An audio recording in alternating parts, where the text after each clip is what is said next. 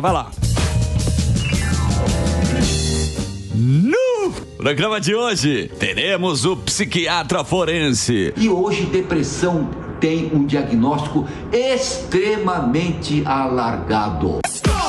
Autor de vários livros, membro emérito e ex-presidente da Academia de Medicina de São Paulo, diretor decano da Associação Paulista de Medicina. A maioria das depressões reativas não precisam de remédio.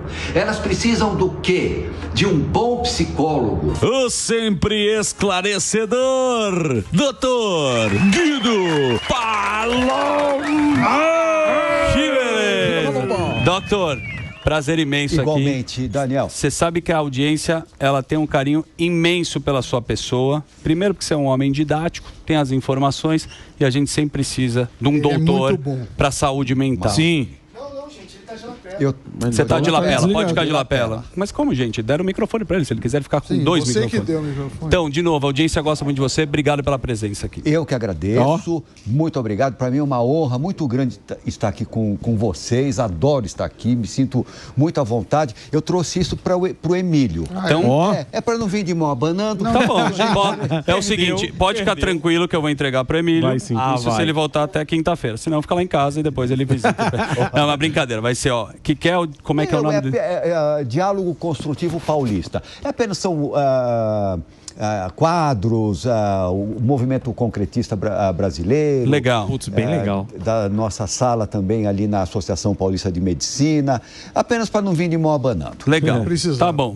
Depois a gente vai entregar para ele. Mas olha, é um prazer muito grande para mim estar aqui com vocês. Uma honra. Muito. Essa galera maravilhosa. Deixa eu te fazer uma pergunta que é a pauta do momento, segundo as informações da nossa direção aqui. Tem um Conselho Nacional de Justiça que está querendo acabar com os manicômios judiciários. Sim. O que é essa história e o que você acha disso? Nossa Senhora, olha, isso é algo inacreditável. Inacreditável. Quando eu soube disso, foi assinada uma resolução, a famosa 487, foi assinada pelo Conselho Nacional de Justiça. Nada a ver com nada. É Conselho Nacional de Justiça. E para acabar com os ditos manicômios judiciários, que são as casas de custódia e tratamento psiquiátrico. Quando eu soube disso, eu achei um verdadeiro absurdo. Falei, é piada, não é verdade. Um amigo meu, psiquiatra, me telefonou, falou, aí eu fui ver, e era verdade. Era verdade, e eu falei, bom, com todo respeito, essa camarilha que fez isso, camarilha no sentido do termo, que vem de camarilla, é uma pequena câmara de pessoas que existiam no século XIX para influenciar o rei em decisões públicas. Sim. Bom, então essa camarilha, que ninguém sabe quem é, não se sabe o nome, etc. Eu falei, eles estão querendo apenas palco, porque isso não é inexequível.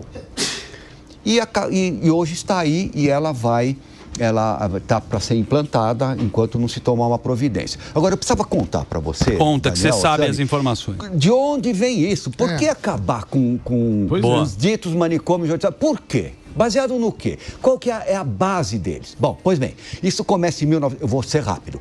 Começa em 1960 com um livro chamado O Mito da Doença Mental. Tá. Mas por que a doença mental é um mito? O que dizia o autor, o Thomas Szasz, em 1960? O que ele dizia? Ele dizia que todos nós no mundo, nós estamos cumprindo um determinado papel. Por exemplo, hoje eu estou sendo entrevistado, você dirigindo o programa, vocês entrevistadores, as pessoas que estão assistindo estão nos seus devidos papéis. Cada um joga numa posição. Cada um joga na sua posição e tudo bem, tudo bom. Aquilo que dizem que é doente mental, também está jogando na posição dele. Mas acontece que, segundo o autor, várias pessoas se reuniram e chamaram ele de esquizofrênico, de doente mental, mas ele poderia ser também chamado de monge. Então, doença mental não existe. Ótimo, isso aí ficou alguma coisa bizarra, uma teoria escrita num livro, o mito da doença mental, e parece que ficou por aí. Mas ele tinha um forte colorido político, porque ele já era alguém que tinha sido expulso da escola, ele plantava determinadas regras que não enfim, é político. Pois bem, Aí vem, no mesmo ano, no final dos anos 60, vem um outro chamado David Cooper, que achava que doença mental não existe. Doença mental e maldade é problema da sociedade. Então, ele achava que a doença mental deveria ser curada por uma revolução social. E escreveu um livro, Psiquiatria e Antipsiquiatria. Que ano? 1970, certo. Ainda nos anos 70. Mas todo mundo também pensando que isso é coisa de maluco. Ninguém levou muito a sério. Não, imagine, doença mental doença mental é a maldade resolvida por uma resolução, uma revolução social. Caramba. Isso é coisa de maluco. Ô, Sami, desculpa te interromper, a gente precisa fazer um break para nossa rede de rádios aqui da Jovem Pan. Daqui a pouco a gente está na programação aqui com o nosso querido Guido Palomba, @doutor.guidopalomba. Ele sabe tudo e um pouco mais, tá bom? Daqui a pouco a gente está de volta aqui na Jovem Pan. Fala aí, Samuel. Eu queria perguntar o seguinte: um dos motivos para a pessoa não ser retirada da sociedade, seja num manicômio, ou se não tiver, imagino que vai para a prisão, que vai ser muito pior, é que ela não tem condições de conviver com a sociedade. Então, como que seria a alternativa caso o manicômio judiciário seja fechado? Sim. Porque eu imagino que isso é para proteger tanto a sociedade como a pessoa. Claro. Claro. É de duas mãos, não é um castigo para a pessoa. Imagine castigo. Mas eu respondo a sua questão terminando essa pequena introdução histórica. Bom, aí também todo antipsiquiatria. mundo... Antipsiquiatria, todo mundo fala isso, que é isso, isso não existe. Não, mas acontece que na Itália chega um outro desta mesma ideologia e fala, bom, se doença mental não existe, não pode existir hospital psiquiátrico. Sim. Então, abaixo os muros do hospital de Trieste que ele que dirigia. E aí começou o caos. Começou um grande caos em 1980, os pacientes, em vez de serem tratados devidamente, ficaram abandonados na rua e foi um caos. E isso a gente pensou que tivesse acabado nos anos 2000. Porque é uma ideologia que não se sustenta já em pé. Se provou onde vai ter o tratamento. Em lugar nenhum do mundo. Sim. Quando, para grande surpresa, vem em 2023 essa resolução querendo implantar isso nos doentes mentais criminosos. Então, muito bem, o que diz essa portaria que é absolutamente agressiva?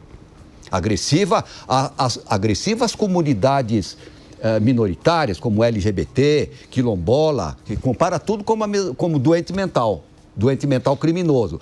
LGBT, quilombola, indígenas, mulheres grávidas, considerando tudo isso... Colocou tudo no mesmo saco. Coloca tudo no mesmo saco. E edita essa lei. Bom, pois bem, qual que é a ideia? Que, primeiro, acabem com aqueles que existem. Ou seja, Champinha, maníaco de Niterói, vampiro de Niterói... E quantos outros que não frequentam a mídia, que são criminosos de altíssima periculosidade. Mas a lei foca só nos criminosos. Doentes mentais criminosos. Tá. E todos esses devem ir para a rua em poucos meses. Rua? Não é nem para prisão. Rua. Liberdade. Calma lá, não é para o cara voltar para a cadeia, ele não vai ficar no manicômio. Está livre. Não, livre. É livre. E se precisar de tratamento, caso precise, pelo menor tempo possível... em hospital comum. Doutor, desculpa. É brincadeira. Não pode ser isso daí. Não, mas é. Isso era um benefício até para o criminoso, mas porque quando ele utilizava exatamente e falava... Mas aí eu vou responder pro Sami. Sami, a medida de segurança, a internação, é para salvaguarda do paciente... Porque ele está arriscado alguém em legítima defesa matá-lo. E daí para frente. E para a sociedade. Então, ele fica lá por ter periculosidade social. Agora, acabar com tudo isso... E eu já faço até um convite a todos os que quiserem. Por que não vão conhecer esse manicômio... Mas vai para o manicômio judiciário de São Paulo. Vale a pena. Porque é um hospital modelo. Não é modelo só para o Brasil, é modelo para o mundo. Ele é limpo, é em ordem, ele tem tudo direitinho. Laboterapia, tratamento. E são doentes mentais criminosos, que estão lá protegidos e protegendo a sociedade. Agora acaba com tudo. E o cara vai ser solto, doutor? Vai. Vai estar deveria. já está sendo implantado. Puta, você está brincando comigo, né? Mas, pois é, mas complicado é complicadíssimo. Agora, o que faz com esses doentes mentais criminosos no seio da sociedade? Como que você coloca, por exemplo, um maníaco do parque? Sim. Que vai ser solto também, né? E ele falou que é capaz dele poder ainda cometer crime. Mas veja, todos os que estão hoje sob medida de segurança, ou seja, em regime de tratamento hospitalar, criminoso, é porque eles têm periculosidade social. Sem dúvida. Então é para não agredir a sociedade. Exatamente. E para proteção dele. Quantos exemplos eu não posso trazer para vocês de pessoas que tentaram ser colocadas erradamente na rua, ou morreram, ou mataram, ou morreram e mataram. Sim, e tem outro lance do seu trabalho. Alguns exemplos? Pode falar, lógico. Vamos começar pelos famosos. O bandido da Luz Vermelha. Sim, ficou não sei quantos anos preso, depois morreu. O Cadu que matou Esse eu não conheço. Conhece? Aquele que matou o cartunista. Ah, sim. O cartunista, o Glauco. Que foi o negócio do Daime, é esse? Esse. Tá. Sim. Também errado. Não sabia o nome dele. O Pedrinho Matador, com mais de 80 homicídios, foi para a rua, morreu. E assim vai indo, é uma sucessão de equívocos que são cometidos em nome de uma doutrina, de uma ideologia absolutamente decadente, de 50 anos passados. Não dá para acreditar. Não tem respaldo nos dados, né? Doutor. E decadente, 50 anos. Se você vir um manicômio, esse dito manicômio judiciário, você vai ver que são hospitais modelos. Hoje com o celular você filma tudo, mostra para todo mundo sabe o que está acontecendo. Sem dúvida. Ô, doutor, deixa eu fazer uma pergunta que antecede um pouco isso. O criminoso, você que tem uma experiência vasta, ele também usa dessa ferramenta e benefício de falar que ele tem um problema mental, às vezes, quando ele comete um homicídio. Isso. Né? Então, também tem um outro lado. E como é que você consegue... Qual que é a tua visão em relação Daniel, a isso? mas ele não passa pelo exame. Um exame bem feito, pega. Você fala em simulação de loucura. Exatamente. Então, quando ele vai simular a loucura ou uma doença mental, ele é pego fácil. Porque toda doença, ela tem um padrão. Por exemplo, tuberculose, toda, de qualquer especialidade médica. Toda, tuberculose, é febre, calafrio, dor de cabeça, tosse, etc. É um conjunto grande. E outra coisa, se ele consegue até simular um quadro de doença mental, estão me perseguindo, estão envenenando minha comida, estou escutando voz, existe o corpo fala. Sim. Então tem determinados comportamentos e situações insimuláveis e você pega ele fácil. É difícil. Ulisses Campbell, por favor, por gentileza. Mulheres, agora tem homens assassinos, está escrevendo esse... Você conhece o Ulisses Campbell, que fez mulher? Muito bom, ele está aqui com a gente aqui. Fala, Ulisses. Queria perguntar pro doutor. Boa tarde, Daniel. Boa tarde. Boa tarde, Emílio, que não está aqui.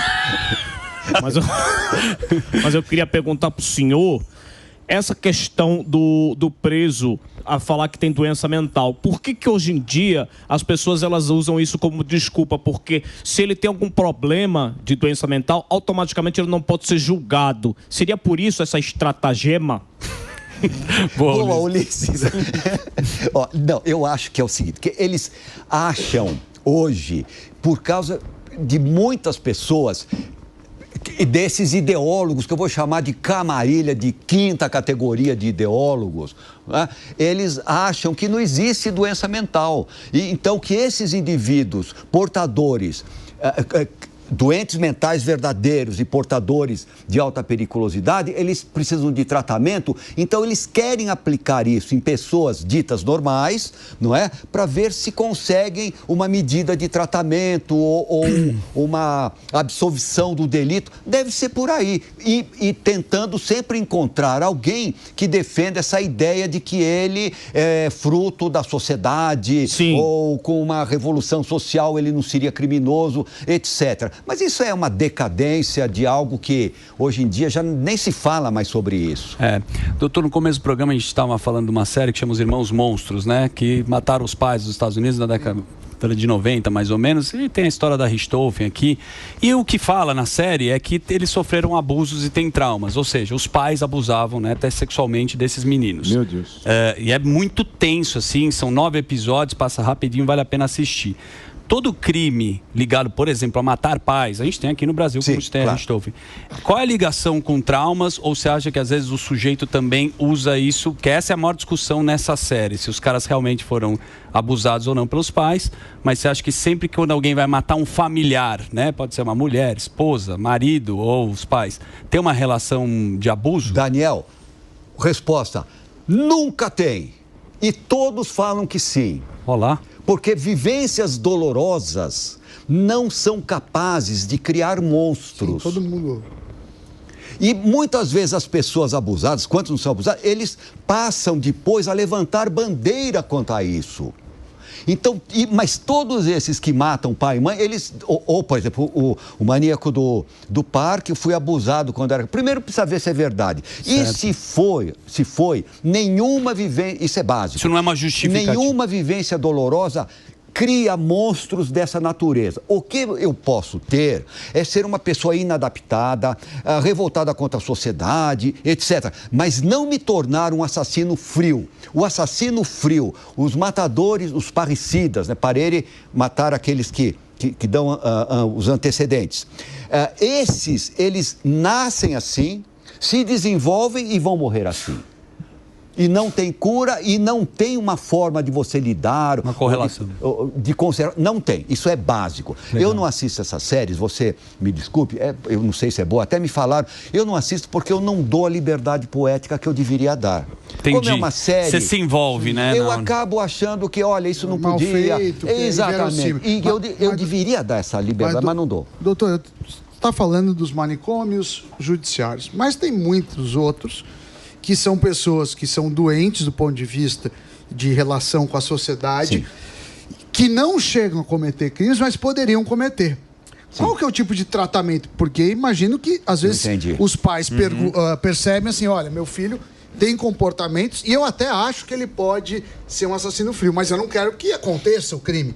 Então, existe no mundo um hospital que não seja um hospital para criminosos, mas que possa resolver essa questão? A sua pergunta é muito boa. É assim, como tratar os doentes mentais? Isso. Com possível periculosidade ou não. Sim. Ou não. Sim. Pode, ou não. Sim, mas de qualquer forma que não conseguem conviver com a sociedade como ela é. Não consegue. Bom, doença, isso é básico. Doença mental é uma doença como outra qualquer.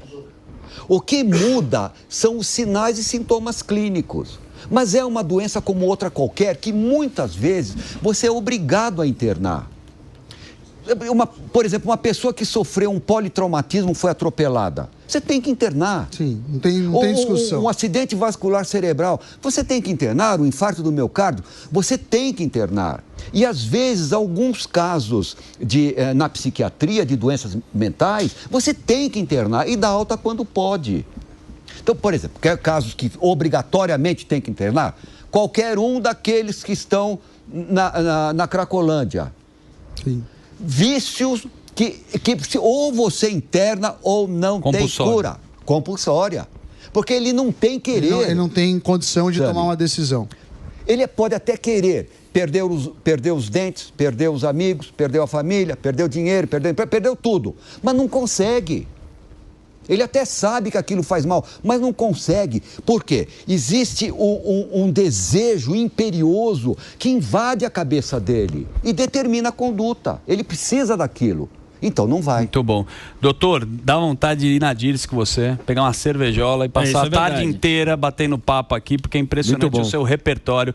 Esse é o nosso grande doutor Guido Palomba. E o Instagram dele é doutor.guidopalomba. Entra lá no Instagram dele. Sempre ele tem um papo aqui super legal. Obrigado pela sua presença. Muito obrigado. Você tem que voltar mais vezes aí. Com muito prazer. Porque você dá uma aula aqui pra turma e a audiência adora. Então,